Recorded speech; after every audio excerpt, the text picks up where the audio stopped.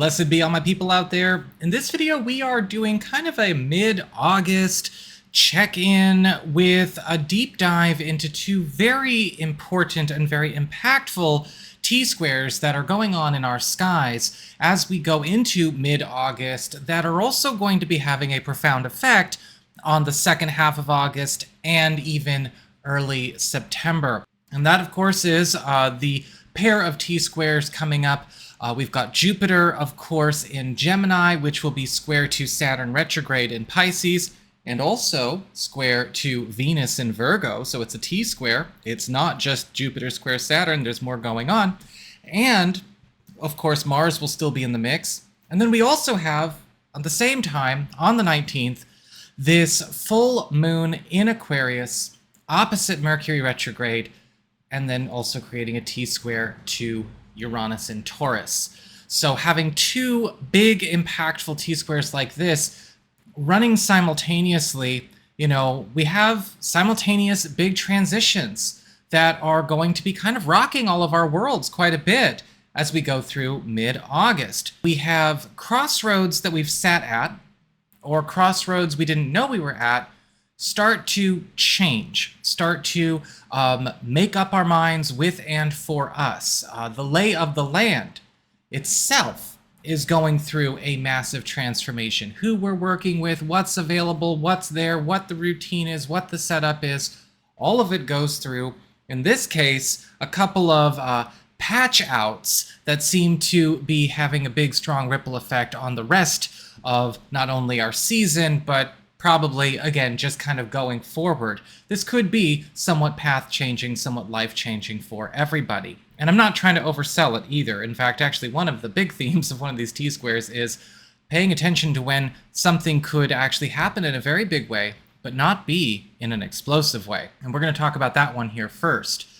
And that is, of course, this Jupiter square Saturn and square Venus at the same time. Jupiter T-square, Venus, and Saturn retrograde in Pisces. And this is going to be exact on the 19th, but we're actually going to be feeling this almost a full week ahead of schedule.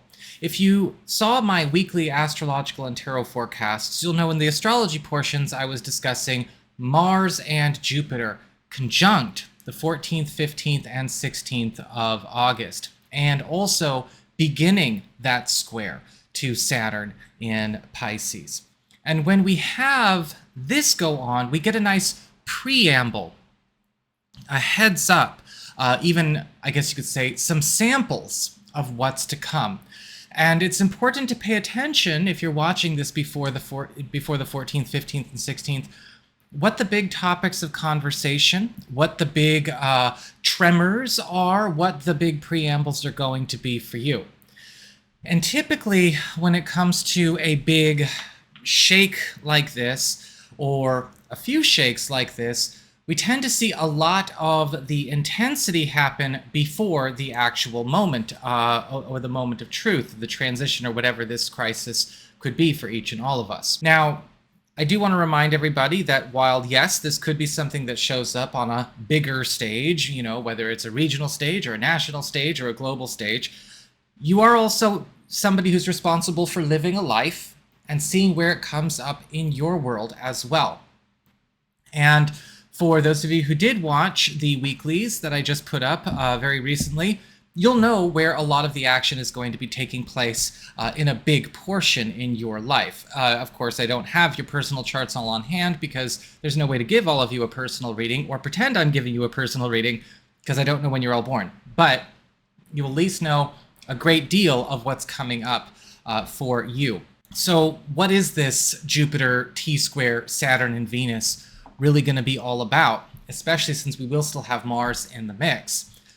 Well, whenever we have Jupiter square Saturn, whether it's in a T-square or not, we do see a turning point and a major, again, path-changing, tone-changing, landscape-changing kind of theme come up. We don't get this kind of transit every day. We don't get this kind of transit every year. In fact, the last time we had Jupiter square to Saturn was back in 2016, almost 10 years ago. And that might even hurt to say or hear out loud. 2016 was almost 10 years ago. But this square did occur back then when Jupiter was in Virgo and Saturn was in Sagittarius. And back then we had a lot more intensity around this crisis, namely in the months of between March and May. We saw a great deal of action, a great deal of activity going on there, but also a lot of our personal stories and personal lives were going into major places of movement and flux. This did get amplified into more intense and, dare I say, even more roller coaster and, high energy, highly explosive types of experiences, because that clash between Jupiter and Saturn then was between Jupiter in an earth sign, Virgo, and Saturn in Sagittarius, a fire sign. So it makes sense that everything was a lot more explosive, a lot more fiery, because when you mix earth and fire in that way, you tend to get things that kind of go brush fire, right? There's a swath, and sometimes, something that can be very hard to contain or control or bring order to. Emotions and all kinds of different narratives start to kind of run a bit wild, and things have a tendency to become very out of control. This time around, however, this crisis, this big path-changing, landscape-changing aspect is not showing up the same way. We've got Jupiter in an air sign, Gemini, and Saturn in a water sign, Pisces. And when these two come together in a clash, we don't have fire. We don't have explosions. We don't have swaths. We have ice. Things tend to go through more of a deep, impactful, and maybe even crisis-driven transition, but in a more solemn, quiet, still, and sudden way. The quiet stop, or the departure from one way of life into another. Imagine something being there one day and then not there the next. Gone quietly and suddenly. That is how Jupiter in Gemini squares to Saturn in Pisces. Again, it's not fiery, it's not cinematic, it's not theatrical, it's solemn. Now, this can, of course, prompt people to react in cinematic or theatrical ways, but what we often see as far as the moment or what the events are that come, between the 19th and probably going all the way up through, again, mid-September, are likely going to be things that are very much, boom, non-negotiable, quiet, and sudden.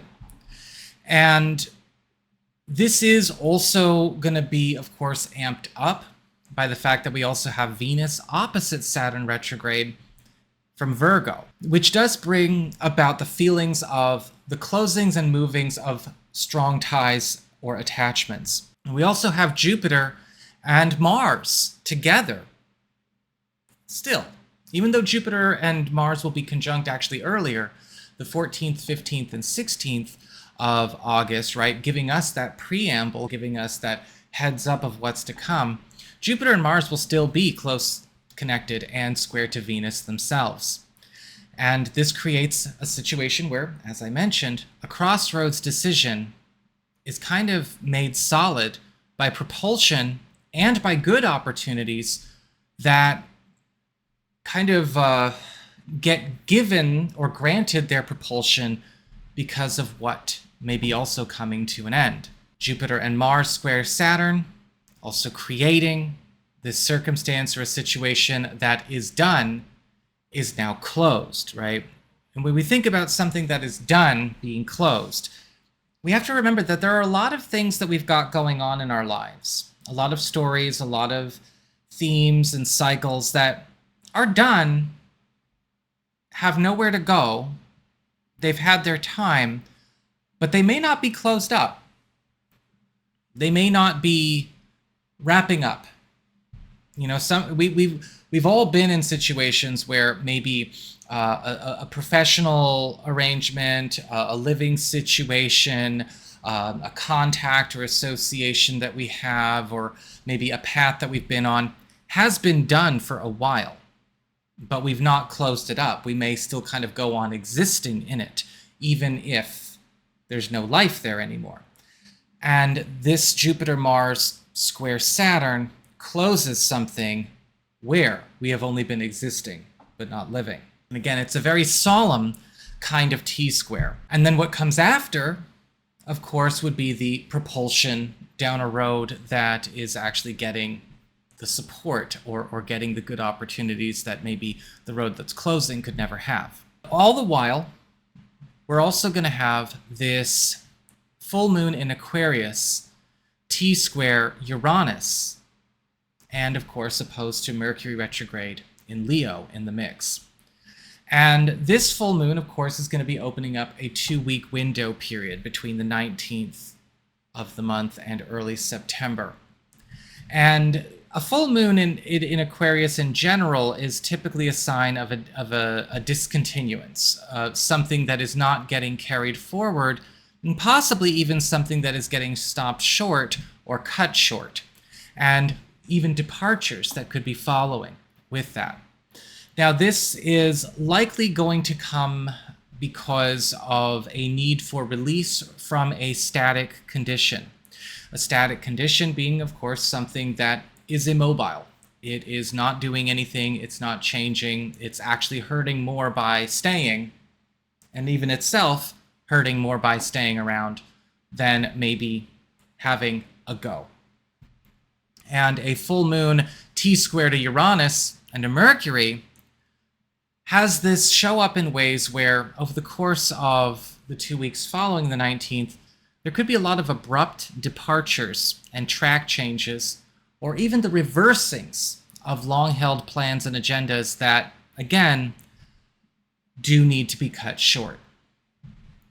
Because of Mercury retrograde's involvement in this, this is likely something that is going to upset or completely reconfigure something that was planned to follow a set path in our lives. When with Uranus in the mix, this will likely be something that does have more of a high energy rush to it, something that may force a dissolution or unexpected break from a setup or agreement that could even have some kind of contractual or commitment set on paper once upon a time. This could be something quite liberating. And that is something to think about with both of these transits and aspects going on at the same time. The full moon experience will not be relevant until we get to the week of the 18th, and so stay tuned for the weeklies, tarot and astrology. Of course, I will be talking about that more specifically then. But both of these are going to be, again, having their big abrupt loss and launch feel at the same time. And it could be tough to assess what you want to do with that all. Luckily, with Uranus being in the mix, we're not going to necessarily be forced to sit still and wait for more as we go through into September, but we have to be ready for some big breaks. Now, sometimes these things can show up where these are good big breaks, but something has to give in our lives. You know, we have to be ready to give up something or depart from something or walk away from something, or to let something go in accordance with its own time and its own story. Sometimes this is something that happens in more of these things can kind of occur where the ending of one thing propels and allows for the embarkment or the completion or the initiation of another life story. And I am seeing kind of a dissonance here. You know, there is loss and freedom, break and beauty, loss and love. And all of this together is going to be something that we need to make sure that we can stay in step with. Because a lot of what is happening, especially with Jupiter square to Saturn, will likely be something that, again, comes in a very quiet, very subtle, almost unsatisfying kind of way. Sometimes to have something come to an abrupt or solemn end quietly and suddenly versus, you know, in a battle can almost feel like something is left unresolved. And yet, at the same time, we all have to be ready to move through it, move on, and also see what doors both of these T-squares are opening up for all of us. So that is what I've got. It's just sort of a mid-month check-in, and if you enjoyed this video, don't forget to like, share, and subscribe. You know I appreciate it. And of course, if you would ever like to get a session with me, you can go on ahead to my website, integrativemysticism.com, or follow the links in the down bar below. And check out your weeklies if you haven't seen them yet, because this next weekly, the one that I put up recently for the week of the 11th, does give you a bit more detail as to what could be going on, especially with Jupiter, Mars, and Saturn as we go through this week and into the week of the 18th as well. So you all take care, and I will see you all again soon.